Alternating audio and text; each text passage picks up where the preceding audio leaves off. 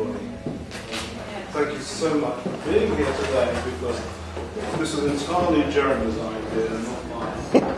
You said I should try and talk a little bit about Timeline, which is a book I wrote more than a year ago, and I was very happy not to talk about it, but Jeremy really thought I should. So here we are today.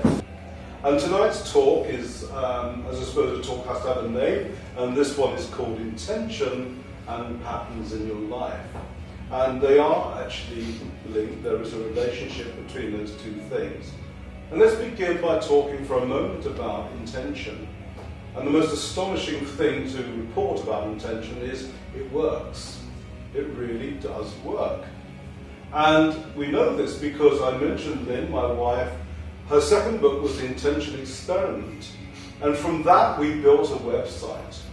And since its publication, which I think was about 2005, we've now conducted, and I say we because we have done it together, conducted about 26 experiments, laboratory-controlled scientific experiments on intention. Now, all of these have been very dull and boring experiments indeed, because they've all been about leaves and seeds, and they've been double-blind and all the stuff that scientists like to see. And in 23 of the 26 experiments, we have had a positive result. One, we had a negative result. It went completely the opposite way to what we were intending, and twice it was neutral. It really wasn't clear-cut. And the first of those experiments was so impressive that they have actually been published in a learned journal. And so, it's fair to say it works.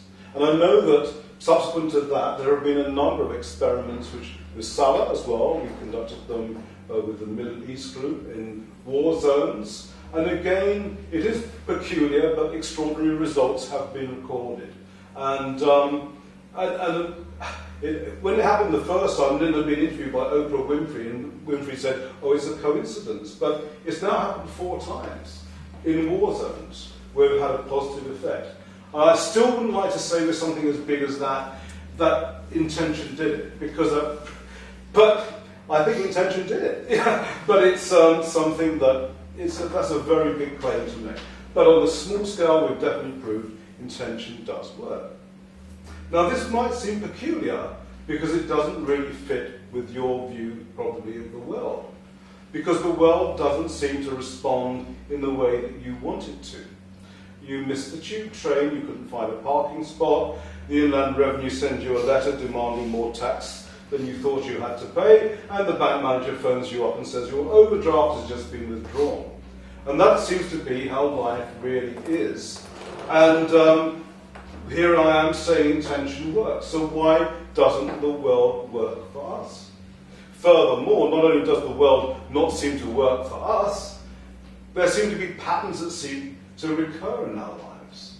Patterns of financial problems, or not finding the right partner, through all sorts of things, or being alone, whatever it might be, things seem to keep recurring in your life. And now we're a million miles away from that original statement that intention works. Life sucks, it doesn't work at all, but intention works. So what has happened here? Well, to understand that, we have to actually dig deep into who we are, and what it is we are, and indeed, even deeper than that, what is thought itself. And that is what the Timeline Project is about. It's about understanding who you are. When I say I, what am I pointing at? And what is every thought that I have? Where does it come from? Where does it go to? And why do I have that thought at all? And that's where Timeline comes in, and that's what I've written about.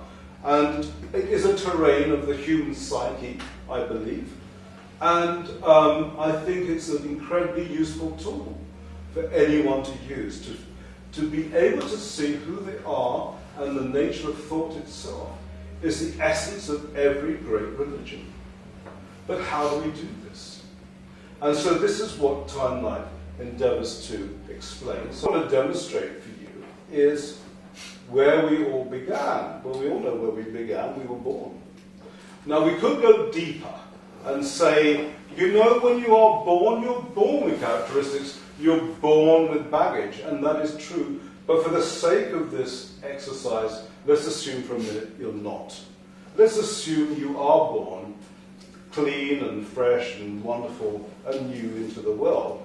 And indeed, here you are, this lovely light of consciousness for the camera too. This lovely little light of consciousness is what you are when you are born. Now, this light of consciousness, sorry, I won't dazzle you, is, if you like, naive. You could say it's primitive. But you know, that was the truest you've been in your life. And that was the truest you've ever been to who you really are. The trouble was, you didn't know it. So it is of little consequence. But nonetheless, it is the case.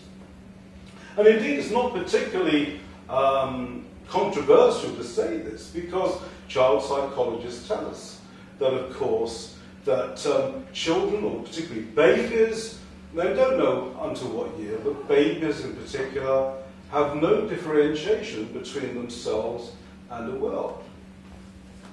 Indeed, they can't, although there seems to be other things going on around them, there is no difference between that which they see and themselves. It's all one and the same thing to them. There's no differentiation at all. And this carries on for some months. Indeed, I read a report the other day that suggested that even up to 11-year-old children do not fully understand the idea of another, which is extraordinary. At the age of 11, they still have not fully got the idea of another being somehow. So let's go right back to 2 to 3 months, years, 2 to 3 months of age, and see what that child is then. There is absolutely no distinction at all between it and indeed its mother. And furthermore, there isn't really even a sense of anything other than consciousness itself. Its sense of self is not even particularly developed.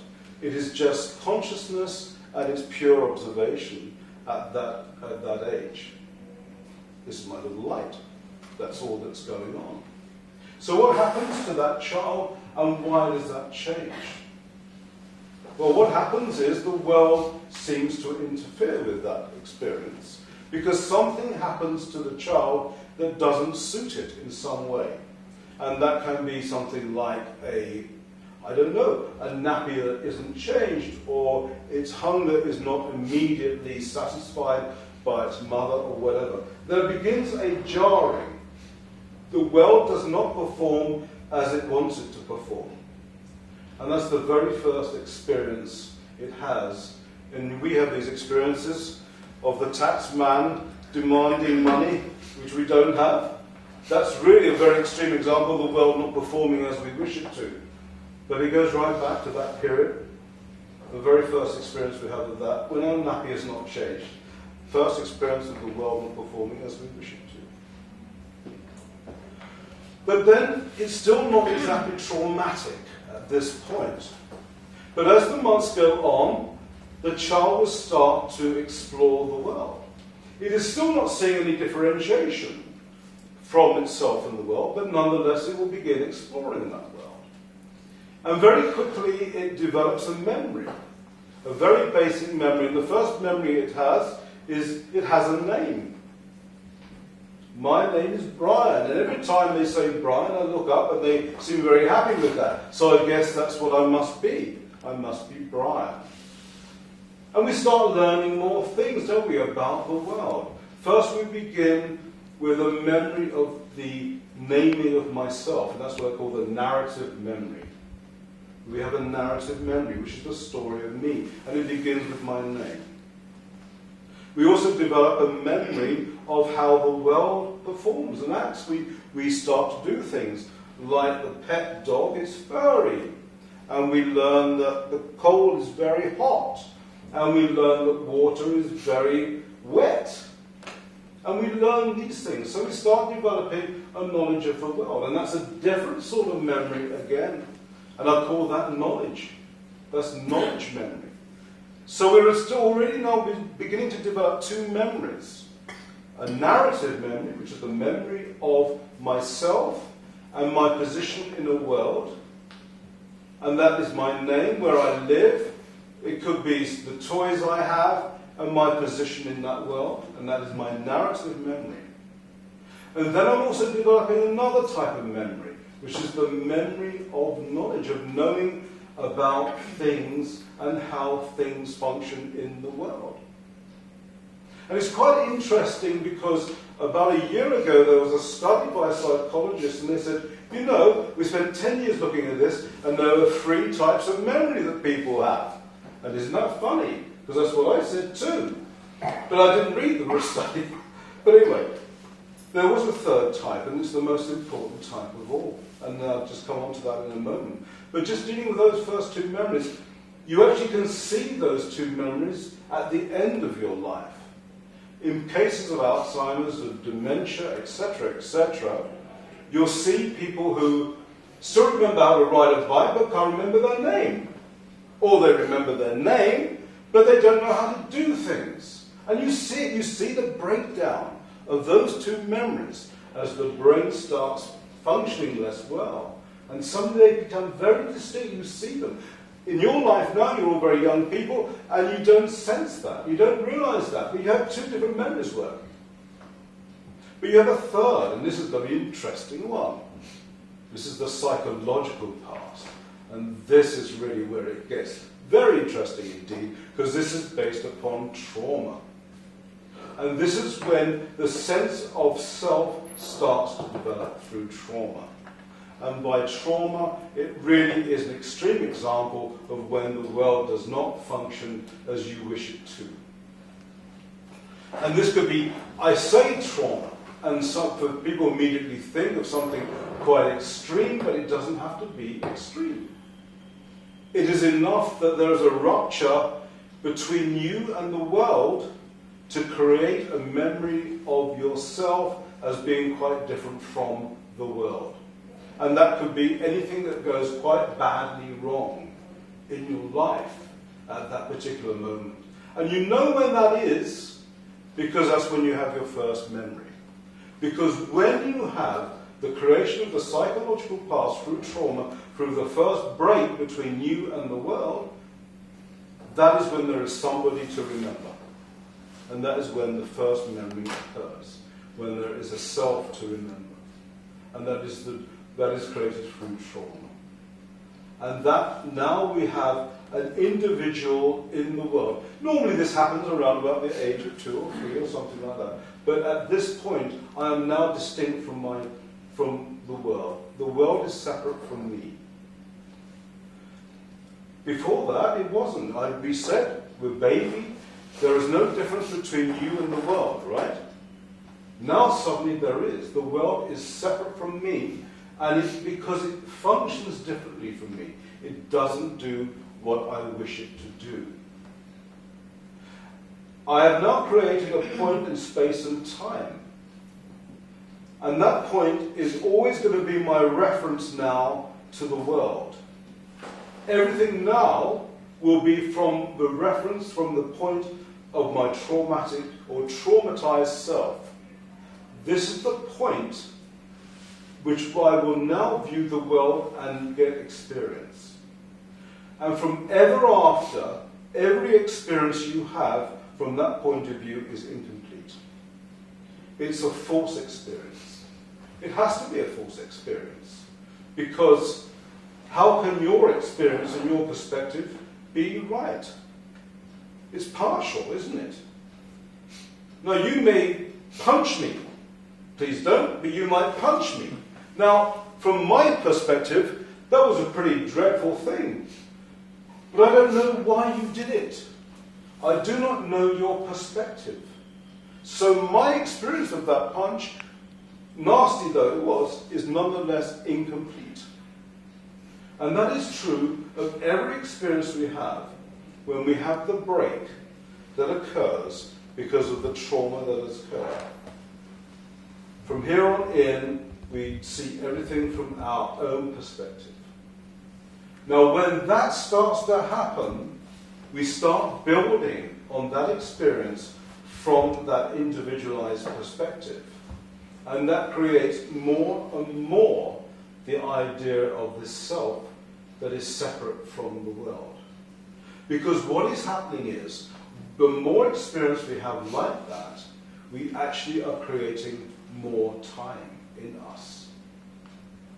And I refer to that in my book of my own father. And it's not an uncommon experience. My father was 90 when he died, and he was a very fit man. And he had a medical checkup, and his heart was good, and all the rest of it. But the day I went to see him, he was in bed, and it was very unusual to find him in bed, albeit, as I say, he was 90. And I said, what's wrong with you? And he said, I've just had enough. I've had enough. I've had enough life.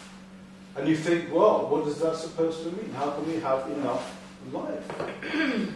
But people do have had enough life. And what they mean by that is, I've had enough experience and I don't want any more. I cannot drag the weight of everything that's happened to me any further. And I've had enough of it.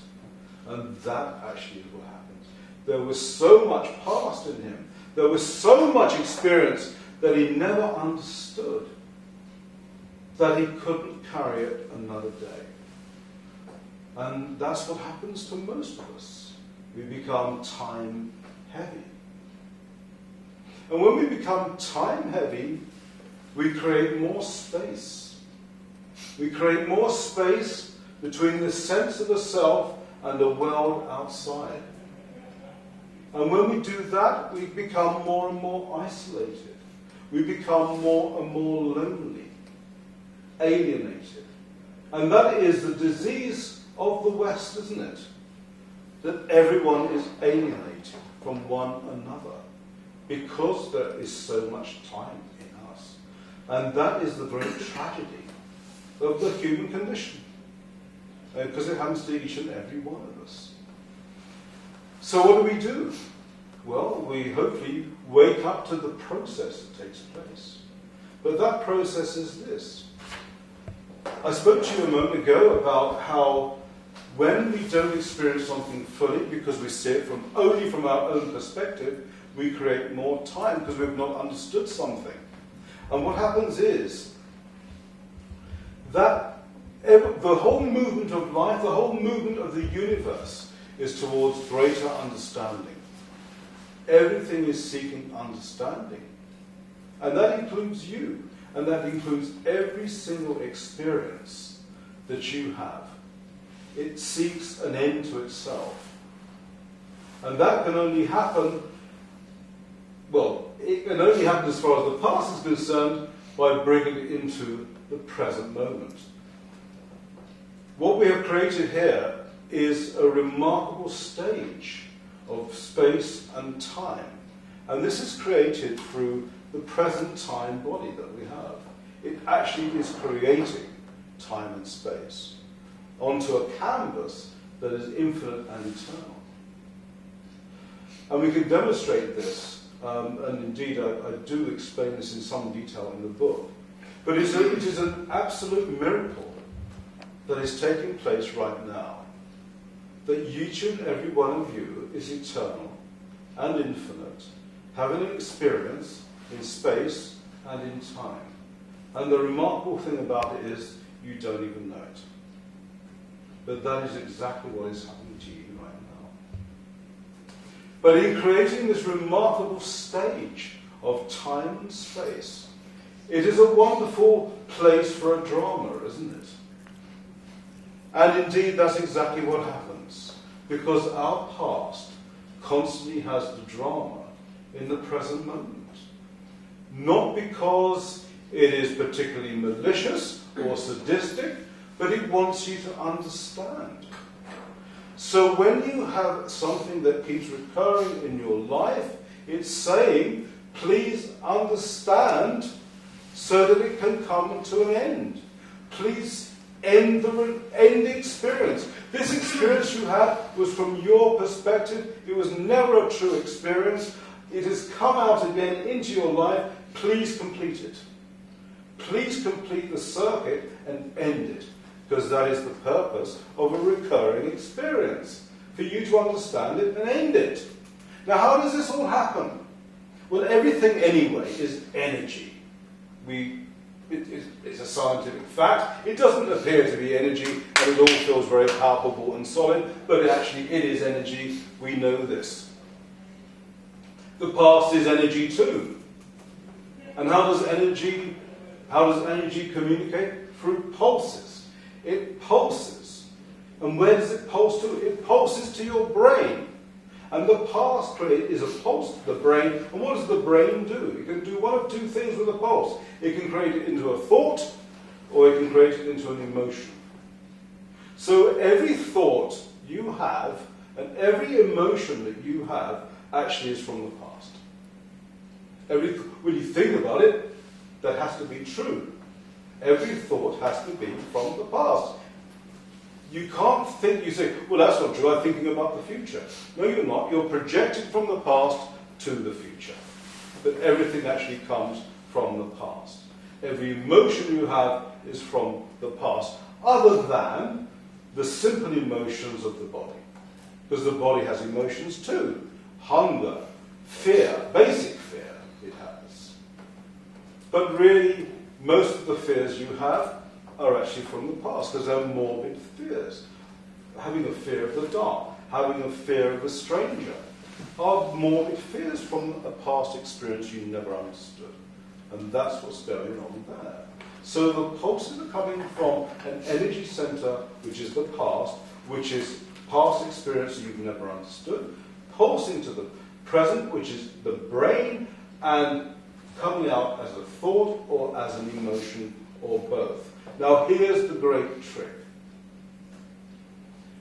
When that pulse happens and you have the thought, it does one very clever thing. It also creates you at the same time. It creates you. So within a moment of having a thought, the thought immediately happens, I am X. Right? I am frightened. I want to be happy. I want to be enlightened. I want to have lots of money, or whatever it is I want to have. But there was never an I there having the thought. It was the past itself, pulsing to the present, creating a thought, and the thought in that moment creates I. It's the other way around. You think, no, I am thinking. No, the thought is thinking and creating you in that process. Now we have an interesting problem, because I now have a problem. So what do? You go to a therapist, of course. What else do you do? So we go to the therapist. It's called the therapist triangle, right? I'm the therapist, you're the client, and here's your problem. What's your problem? Well, my problem is that I really hate my husband and I'm frightened to death of him. Right. You, problem, me, therapist. Right? So now we're going to solve this problem. Well, we're not actually. Until you get out of the way, because you're not even there, there's never you, it was only the thought itself that created you. So you can leave the therapy room right now and I'll just deal with the problem, because that's really what's going on. If we just examine going back to our first thoughts about when we were a baby, would you share this with me now, and we'll do a very quick meditation and we'll get in touch with that. So what I'd like, I'm sure a lot of you meditate, and I'm sure many of you have your own techniques. But as I'm in the chair and I'm having to talk, for everybody, maybe just follow a simple thing. But just sit nice and comfortably with your feet firmly on the ground. Just have your hands nice and relaxed. And if you prefer to close your eyes, do so. And all we're going to do now is just take some nice, very deep in-breath. And just hold that for a second, and then exhale nice and slowly. And now we take a nice deep in-breath. And now we're going to exhale very slowly.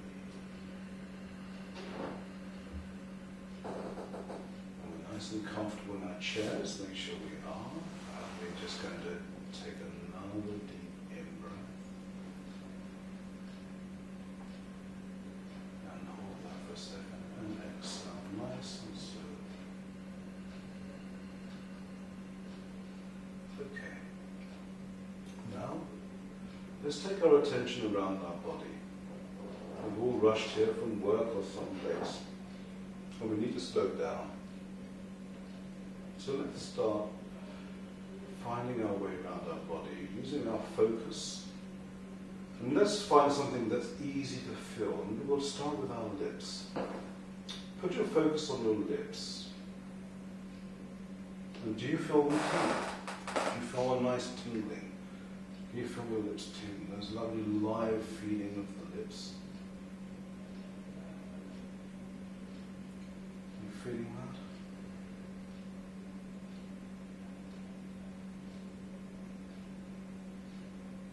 Now let's just move the focus down to the fingers. Can you feel those tingling? Can you feel the life in those fingers? Can you feel... Because they're tingling all the time. But we don't feel it, do we? But they are. And they're tingling right now. Can you feel it? Are you slow enough to feel this?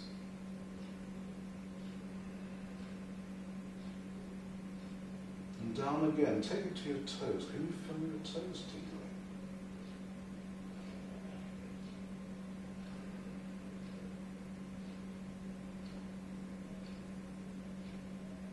It's a different sensation. Do you feel that? And try the ears. Try the ears. There's a really different sensation in the ears. It's a really, I don't know, it's just got a real solid feel to the ears. But do you feel the ears too?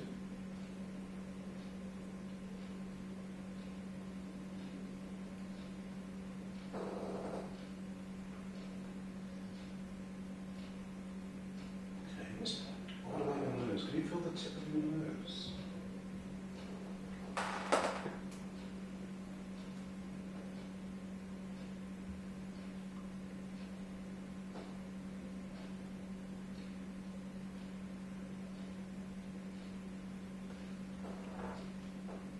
Let's go back to those fingers again. Are you feeling that? Once you've been around the body once, you start feeling things better. Do you feel your fingers now? Do you feel them tingling?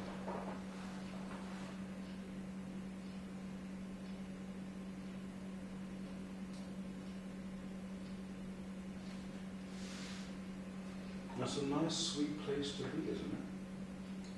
Although you're listening to my voice, there's no real way of knowing if the voice is outside or inside. Maybe there isn't really a distinction anyway. Maybe there never was. We just thought there was. And you know, that's pretty close to how it was when you were a small baby. That lovely sense of oneness, of peace. No differentiation between you and anything outside. There's no outside, really. It's just this consciousness, this sense of awareness. And if you ask this deep awareness a question, and you ask it, were you ever born? Is there a reply?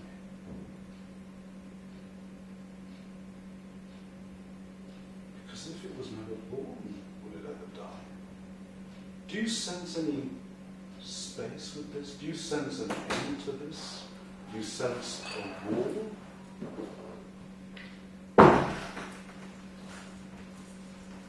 Or is there no limit to this?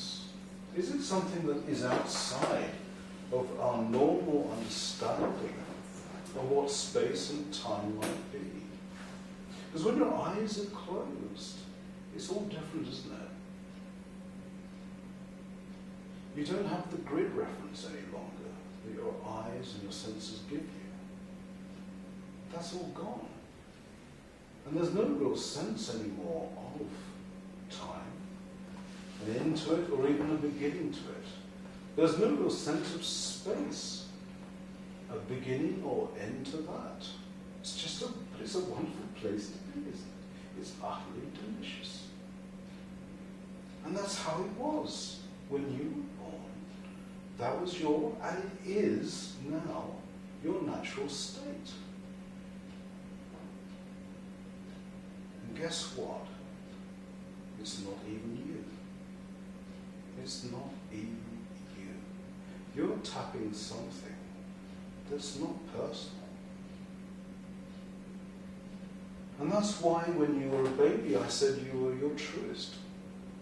Because the baby didn't have any sense of an individual I at all. It had a sense of consciousness, but not of an individual I. And it was right. You were right. And the world's made you wrong. But you were right. There was just consciousness, and there wasn't you there. Okay, just take a few deep breaths and come back into the room.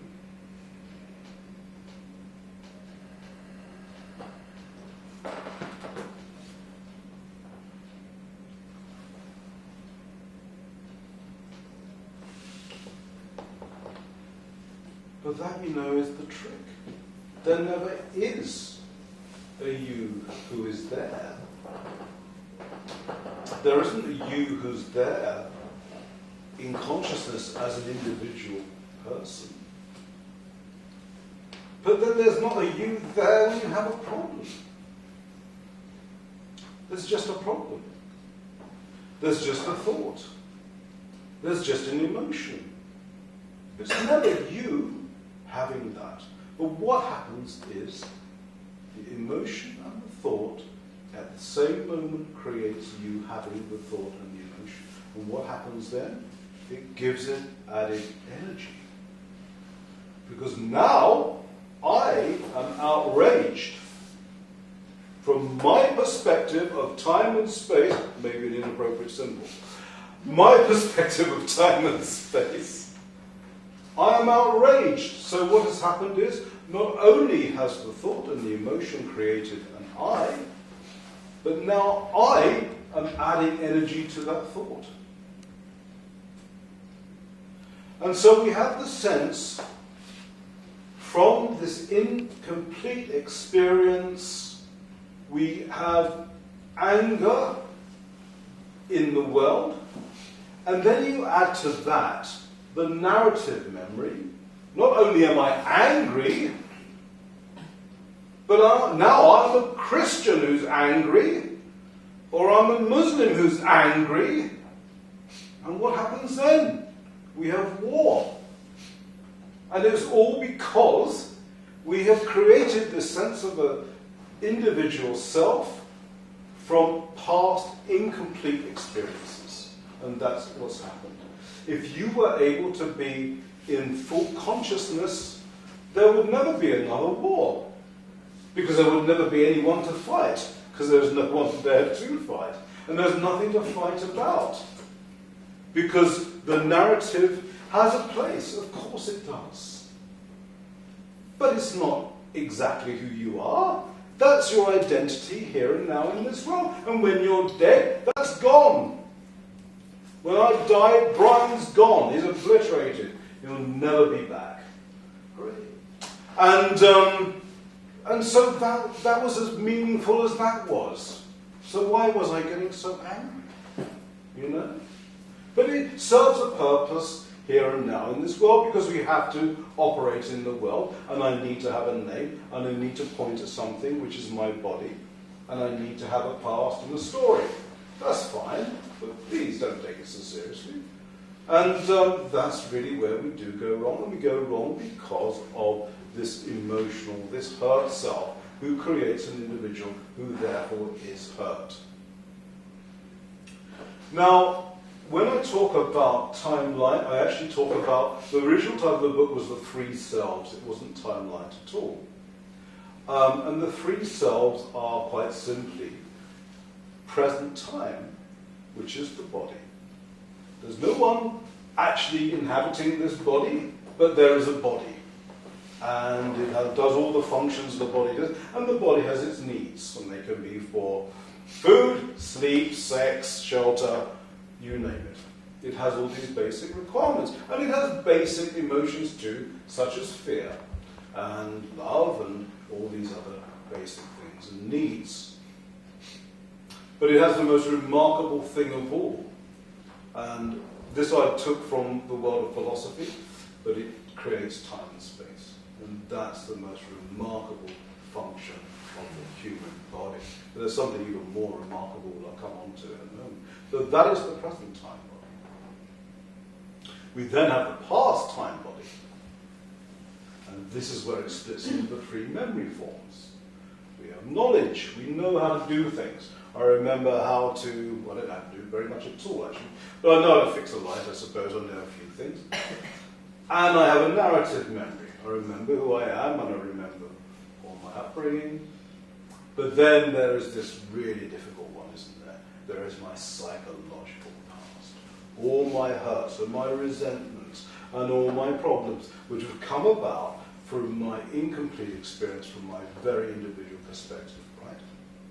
And then finally, the most beautiful part of you all is what I call, and everyone has different names, I call the potential center, because it is utterly creative. It is utterly creative and makes you utterly powerful. But you don't know that. And when we say intention works, it works because you have a potential center. Now that potential center has got lots of different names. Some people call it consciousness, some people call it the Atman, some people call it God, some people call it Nirvana, etc., etc. Call it what you like. We don't really know what it is. We're not, our human brains are too limited to know that. But nonetheless, we have access to it, whatever it is. It is not personal. We did that just now in our meditation. That it was not a personal experience. Your mind slowed to the point and felt this thing, but it was not a personal thing. There's no personal in anything. But this potential center is the most beautiful thing of all. Because the purpose of life, if you like, is to bring the potential, or to bring God, or to bring consciousness, or to bring Atman into the world. And that is what your purpose is, each and every one of you. But you can't do that when you've got all this rubbish. When you've got all this past to deal with, that is what you then project into the world. You're not projecting potential into the world, you're projecting nonsense into the world. You're projecting your past into the world. And yes, I understand that we do have to do that. But we only have to do that to understand it and for it to stop. Now, so how do we stop it? Well, my first question is, who wants to know? How do we stop this? Well, there is no how, is there? Because if there was a how, there's a technique and there's a person doing this. The only how, to use the term, is observation itself, is to see and understand the process of what's going on. And I've just told you what that process is. And that is what you start observing. Now I've given you that key and saying, I'm suggesting to you that that is what is going on in your life every moment. There is this past happening all the time, which is then being translated into a thought and into an emotion. If I'm telling you that, would you observe that? Could you now use that and observe it for yourself and see, is that true? And if it is true, maybe just the observing of that is the beginning of an end to it. Because you are starting to wake up, aren't you? You're starting to understand. And that's what is required. It is pure observation that ends the process. And that's all that has to happen. Because if you said, oh, well, actually, I really want to be enlightened. I really want to be enlightened. And you say, okay, what state do you think enlightenment looks like? And they said, well, I would imagine it's a state of great bliss, of great happiness, and I'll never be angry with anybody, and I'll be really happy with everything in my life. And I say to you, well, you know, your idea of enlightenment comes from a place of great unhappiness. So your unhappiness is wanting to be enlightened. It wants to be happy. And that is what's happening there. If you said it's something else, like, I want to be free of anger, well, it's your anger that is projecting the idea of enlightenment. The reality is, you are all enlightened. You actually all are already. You are all Buddhas and Christ and everything else. You're all that now.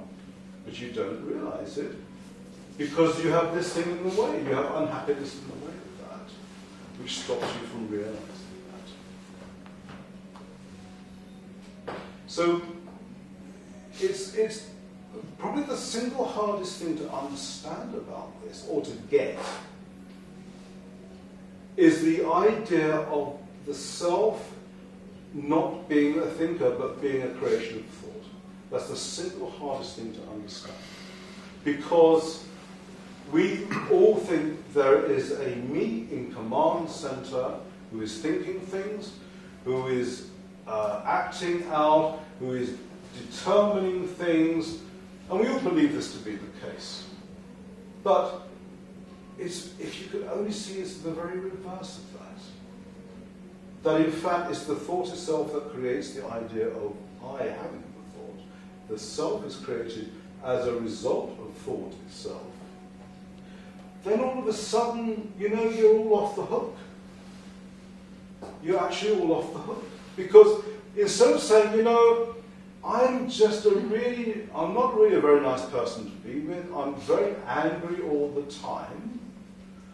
Well, supposing it's just that there's anger. Supposing there's not me being angry, but that there is anger itself.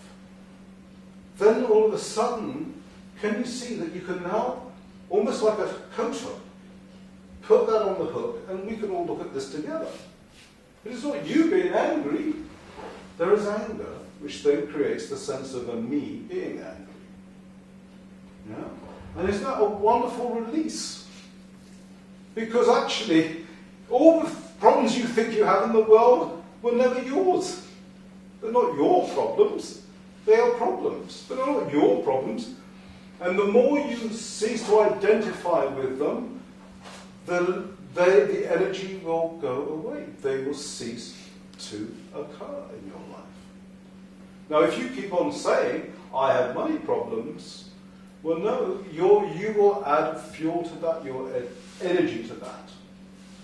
There are money problems, but they're not your money problems. Every soul is programmed to die. Every experience you have is programmed to die. It wants to die, it wants to finish, it wants to end, and it can't because we never actually understood it. Every experience that you have that is fully understood passes right through you. It doesn't leave a trace. Every real experience you fully understand does not leave a trace. How about that? But every experience you actually have leaves a trace. It leaves a vestige, another bit of the past clings to you, and you become less authentic, and you become even more of the past, and boring and obvious, and all these things that we all become because we're just the bloody past, you know? And everyone gets sick of you and your bloody stories because we've heard them all before, because there's nothing you say that's interesting, authentic, or real.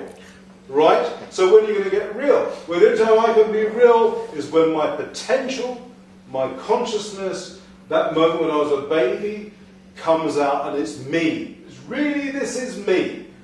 And there's nothing like it in this universe. There never was and there never will be again. How about that? Yeah? That's good.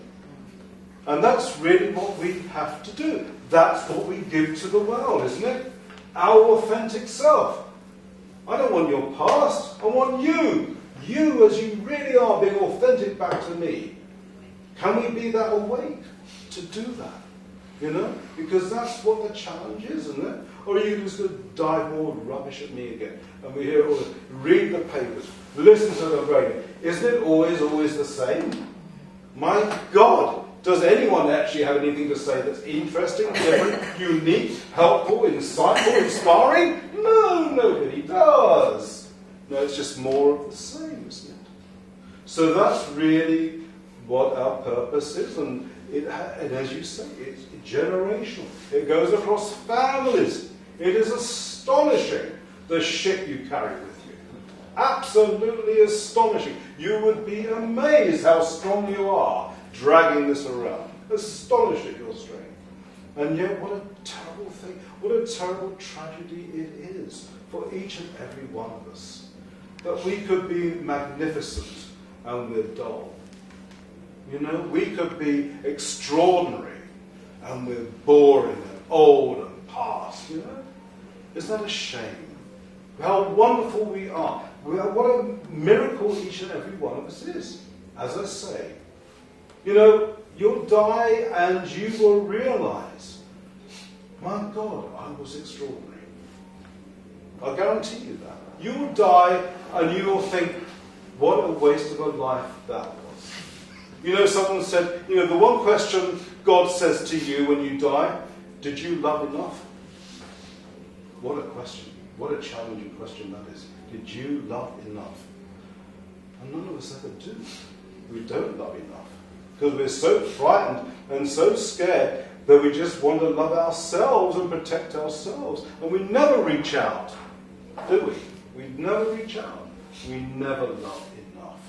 Because we're too frightened and there's too much past in us to be in that present moment.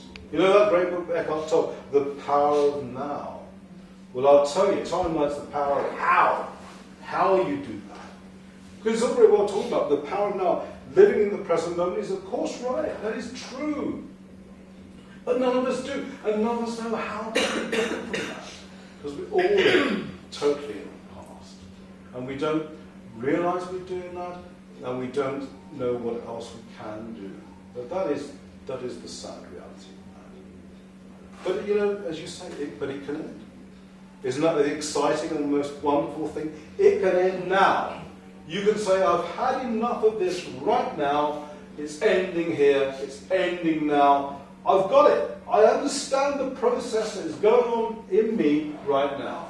I understand totally the function of thought. I understand totally the three levels of who I am. I totally get this. I can watch every thought and know exactly where it comes from, where it wants to go, and what it's trying to do. And because I can see that, I can stop it. Or rather, it stops. There is no I to stop it. It stops. We all fall into these traps to say the wrong thing. It stops. Because through sheer observation of that process taking place, it stops. And what is left when your past isn't there? What is left when the past self isn't there? The magnificent potential is there. And that is the gift we give to the world. And that's what our function is. That's what we have to do. That's why each and every one of us is here. That's why we were born. That's why we were created. This remarkable miracle of space and time, sitting on top of that which is infinite and eternal. Isn't that extraordinary that the infinite and eternal wants to play in space and time? And we are the conduit. We are the channel to create that platform, that stage, for that little play, that little drama to take place. Isn't that something, eh? Aren't you, each and every one of you is a miracle? You are astonishing. You are the very key to the universe. Yeah? So why do you keep on dragging this past around with you? This is so boring, isn't it? Okay. Any other questions? My English is weak. Oh, I'm sorry. Yeah. I did ask if we needed anyone to help here, but I'm sorry. But I want to speak about 2 points. One is a question. Why we are just carrying a thought or luggage of thought of luggage, which is the past negative.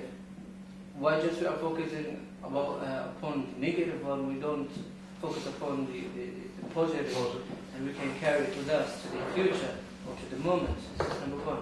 Okay. And as there is like a sample, like we have to deal with life like a mirror that reflecting all kind of events, but it is not marking inside it, like in the mind, like a mirror. If you watch the mirror and you was like wearing good clothes and handsome and everything, so it's in the mirror. Then when you come again wearing a mask and horror shape, but the mirror is a mirror, nothing inside it, just reflecting. So I guess what I get from the whole idea is that we should be like the mirror, similar to the mirror. All right. Then Okay. Well, let's deal with your first one first, because you talked about why. I mean, you think I'm talking here. You're saying I'm talking about negative thoughts, right? Yeah. You're saying, but we have good things too. Good things happen to us, and why can't we use that to go into the future? Right. Well, the reason is you don't need them, because it's already there. You see, every thought is from the past. Every thought you have, whether it's a thought of love or God or heaven, or indeed of killing somebody, it's all from the past. Now, you can have good experiences, of course. You can have good thoughts. Of course you can. But the point is, it's finished. It doesn't matter whether it's good or it's bad. It doesn't matter if you've experienced God. The question is, are you experiencing God? Well, I don't care if you have experienced God. What I want to know is, are you experiencing God? Right? So, you don't need any thoughts from the past, whether good, bad, neutral, indifferent, in order to have something marvelous happen now. Because all of that is just made up. If you said, I really believe in, the brotherhood of man. I believe that everyone should live in peace together, from a nice thought I've had from the past. But can you see that it's still just a thought? And what actually, if that whole process stopped, people would live in harmony together, and there would be a brotherhood of man. You don't need to have a thought saying, I want that to happen. It actually would happen if the whole process of thinking stopped like that. So, yes, the mind likes to play these games of good and bad thought, but actually it's just thought, isn't it? It's just, and so I think that may answer that. The second question was about a mirror and... The second question? It was a statement, it was an observation. Yeah, it's just like, what I understand why you want to let us know, like, we have to be like a mirror. The mirror is reflecting what's happening in the moment, but not in the past. Oh, I see, Yeah, like good or even or bad images, but it's just reflecting what's in the moment. And never reflecting the future. That's what, at the same time. Yeah, I suppose you could use that analogy. The difference, though, is that you have to be actively involved in the world. And the mirror isn't. Because my point is that once you've understood the process, then you are an active participant in the world. You are actually bringing more consciousness into the world, aren't you? And a mirror, it doesn't do that. The mirror is utterly indifferent. And some people believe in Zen and all this, Veda philosophy all says this, talks about pure consciousness and, and because I did this talk the other week saying that the purpose of life is to bring God into the world. And this guy wrote back and said, no, he just said, it is being, and so, but I don't accept that. I don't accept that the purpose of life is just to be. I believe that the purpose of life is that once we know we become active in the world, to do things, and the mirror never does anything, does it? It just shows you what you are, and that's fine. But I want to have a mirror that sings and dances and does things, and actually is a positive thing in the world. Because it's not enough. It's not enough. I mean, the Buddha story of the Buddha. I mean, why did the Buddha go into the world? He went into the world because although he knew he had to tell others. He could have just stayed there and had a very nice time watching Buddha television and drinking Buddha tea and getting Buddha fat. But no, he said, no, I'm going to go into the world because I have to tell others of what I've discovered. And he said, but the hardest thing was, no, we will know this about Buddhism, but the real reason why he almost didn't do it was not because he had to go into the world, it was because he knew that what he had to say was that there's nobody there, that nobody is a person. And he thought that would be such a hard thing for people to understand and accept, they'd be so upset about it, that he almost didn't do it for that reason. But that was his discovery, and that's what he took out into the world. So thank goodness the Buddha and Muhammad and Jesus and Moses and all these other people went into the world and said, look. Yeah. But then you've got to make it your own truth. It's no good just saying, oh, well, then that's it, then I just read this book and I'm now a good man and that's fine. You've got to make that your truth, haven't you? It's a living thing for you. So that's a long way from a mirror. Living book. It's a living book. Exactly. Any more questions? Or? Well, we say that the universe is expanding. Yes. So we're on that mission too, right? Yes, we are. We have to expand, don't we? I'm expanding the wrong way. But we have to, of course, we must expand consciousness with that movement that we have to follow. Right? So. Do you know when you say forward you never see the complete experience? Is that because you think the experience that you think you had is about you having the experience, yes. The experience? Yes. So that's why we never. Well, you don't have a complete experience because you see it from your perspective in time and space. Yeah. I mean, this eye is created through previous trauma, and as you have more and more trauma, so this sense of the eye strengthens, and so increasingly you have more and more experience from your perspective, and it becomes less and less true the more individual it becomes. I mean, it's logical, really, isn't it? How can it be how can be a complete experience just from your perspective? It's impossible. It can't be, can it? No matter what had happened, I mean, you can see sometimes it's totally unjust or awful or being bullied, whatever might happen. I'm not saying that's good for that reason, but it is still incomplete, and the more is from that perspective. And it's an incredibly hard thing to do. You say, well, how can you say that? I'm being beaten up or something's happening to me. How can you step outside from that and be whole about that? How can you possibly do that? In a way, you don't have to. Because really what you have to do is understand the process itself. And that is what is the salvation. Really. You don't have to. And of course, with therapy, you go through every experience. You can't. You don't have to. You have to understand the process itself that is taking place, then everything starts making sense. You only have to understand the process, not every individual experience. I have the experience. Why have the experience? Now that's interesting. Right, you want to get metaphysical about this. You have the experience because when you're a baby, and I said you are at your most true at that point, you had this consciousness which was,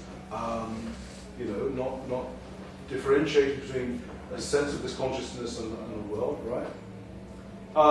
But you didn't know it. And if I may just borrow from the Bible here, when Adam and Eve were forced out of the Garden of Eden, they were forced out because she ate from the fruit of the tree of knowledge, right? She wanted to understand. But Adam and Eve, sorry to use this analogy, but were naive. They didn't know. So we have to leave the Garden of Eden to know. So we have to go through this. We have to go through these experiences. As I say in my book, there's only one way to heaven, and right through hell. And we're all in hell right now. If you think you're separate and you think you're alone, you must be in hell. Right? So you have to get lost to find a way back. Right. Well, that's right, in a way. You have to go right through all of this. And you have to have all these experiences, and it has to get nasty. But you're here tonight. There must be a reason for that. Unless you were here looking for a warm and light place. But there's something happening, isn't there? Otherwise you wouldn't be sitting here now. So that something is happening to you. And you're coming to the end of that. You're coming to the end of the darkness. And this is the wonderful moment. You've had enough. And that's what's happening to each and every one of us now. And that's, but you have to go through that. My father never did. My father died with the past. I've had enough. I don't want anyone in this room to die saying I've had enough. I want everyone in this room to die saying I've not had enough. I want more and more and more of this extraordinary life. I want more of it. I'll just die from exhaustion, not because I've had enough. That's the way to die. But you have to go through this. Yes, you do. You have to leave the Garden of Eden because you're innocent. And you don't know you're in the Garden of Eden. And you have to go out into the world. And then you have enough experience that you return to the Garden of Eden as knowing beings. And that's the real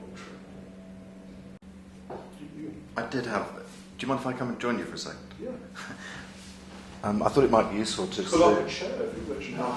Set up a camera so I can stand here. Oh, okay. It might be useful just to tell you about what happened, my experience of having actually used the book.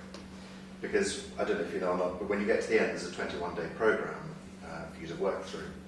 And it's a very sort of simple, gentle way of getting into meditation and stillness and just settling with yourself.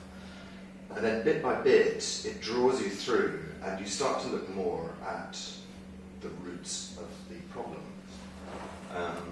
And I'm sure I'll probably get all the terminology wrong, talking about I and so forth, but for me, it was a totally, and it is this idea, I realised how much from my past, from my father, from various different things, how I continuously used a template on a daily basis on every single thing I did.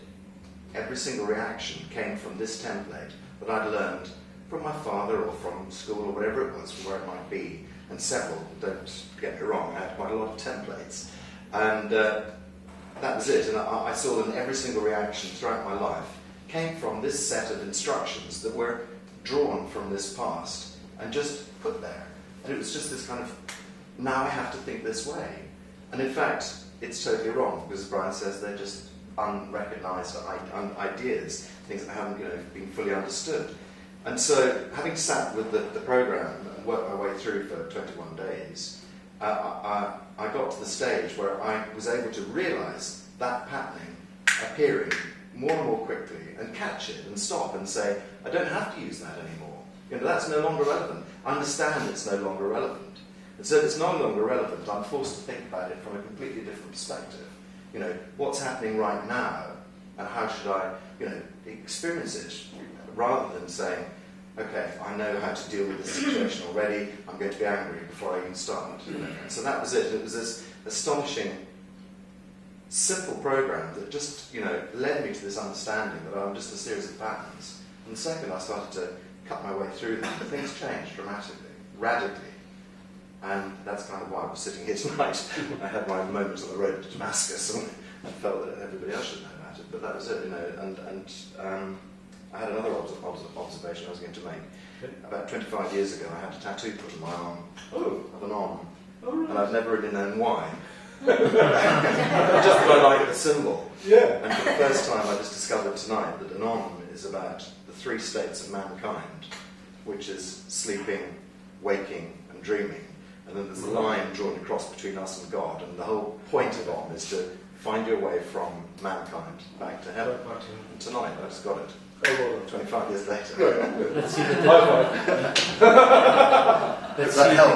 Let's see it again.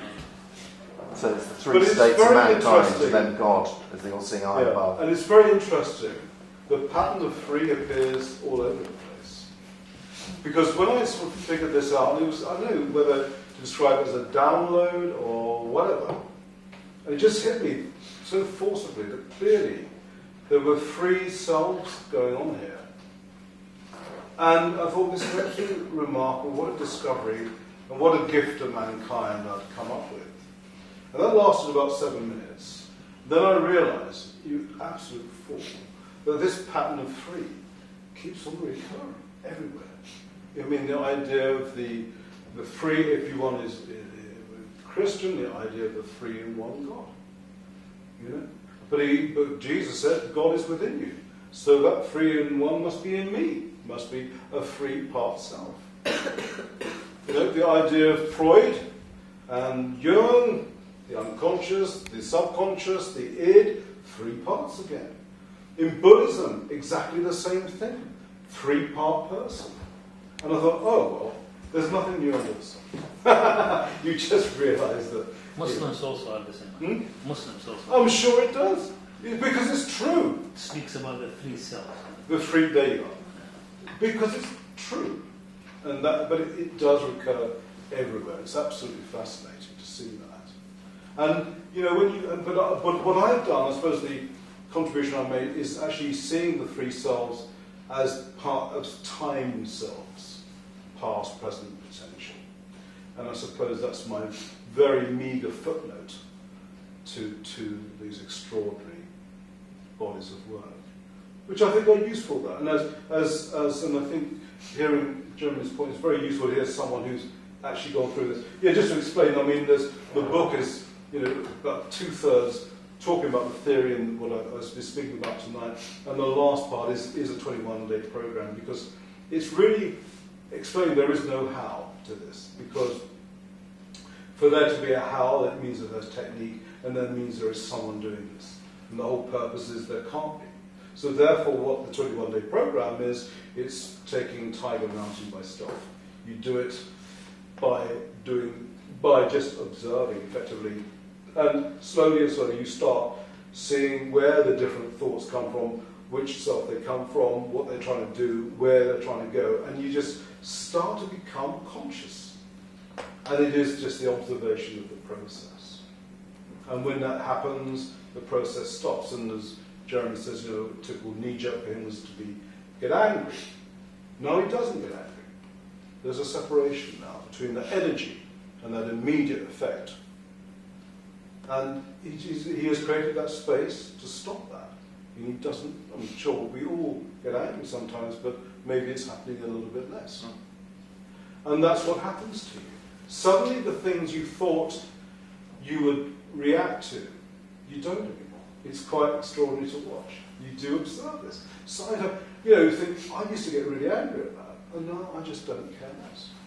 You know, and you just, because the old self would always be like that. It would always respond to, or react rather, not respond, always react to certain something. And for that to stop, you know, it's such a peace. It's such a lovely thing. You know, because you're not getting tied up in the anger of the moment and the energy and how that just cripples you a bit more. You know, it doesn't happen anymore. Because, you know, where's this distinction now? You know, one of the wisest questions you can ever ask yourself is, where do I end and the world begin? You know? And it's so interesting because you're back there, you've gone back to your garden, and you know, there isn't the distinction anymore. You know, I don't feel any space at all between me and you. I don't feel any space at all. I just feel we're completely unified. And, you know, and that is the reality, because that is exactly that is the truth, as we knew as babies. And we can know again. That space just goes. And that's fantastic. You know, it's so much like coming home. Because that exactly is what happens. You are coming home. Coming back to the garden. Because you've done away with all this. You've finished with the space. You've finished with the time. And that's, you know, that is utterly delicious. Because you're not alone anymore. You're not separate. You're not alienated. And all these things that we all live with, none of that applies anymore. You realise that whole thing was just an utter illusion. It was never true. But we made it true for ourselves, and we decided to suffer, didn't we? We all decided to suffer by creating this little self who's going to be heard in this world, who's going to suffer in this world, who's going to have experiences in this world, and he's going to create more of himself in this world. And what do we, all these little selves, and look at what they really want. What do they want? They want more money, and they want bigger cars, and they want bigger houses. Well, why? Because, actually, the richest man in the world still remembers when he was a baby. Really, that's what he wants. He wants that pure consciousness again. And the only way he can see that now is in money. Somehow, if I have more money, I will get that precious, most wonderful feeling again. If only I had that brand new Mercedes rather than the old brand, I would then have that moment and I'll be complete again.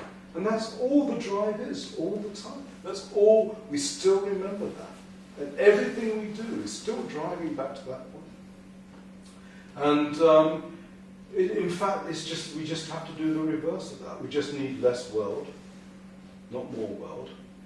And we can have that, And that's really the secret. And that's the great sadness. So we should all feel sorry for millionaires. Because they're a long way away. Because nothing wrong in being a millionaire, as long as you see it for what it is. But if you feel that's the secret to your life, then you're a long way away. And that's the great sadness for these people. I think you're all looking very weary, and I think you've been jolly brave sitting here so long listening to me, and you've all come from places of work, and you're all tired. So maybe, shall we stop now? Has everyone had enough? I'm sure you've had more than enough. Any last questions? Does anyone want to do this again? Or do you feel that one sampling of Hubbard is more than enough for a lifetime or two? Does anyone want to come back and do more of this work? I mean, we can get into more. There's a lot of theory there. We can get into more of the actual work itself, if you're interested in doing that. But you can't do it, you can't start unless you understand all this, And that's why we've gone through all of this, really. But there's loads more we can do, but it's up to you. As I say, I was very happy not to talk at all about this. But I have, and there we are. So, but if anyone would like to do more at some point, we can. Or maybe just email me if the mood takes. Please do and video it too.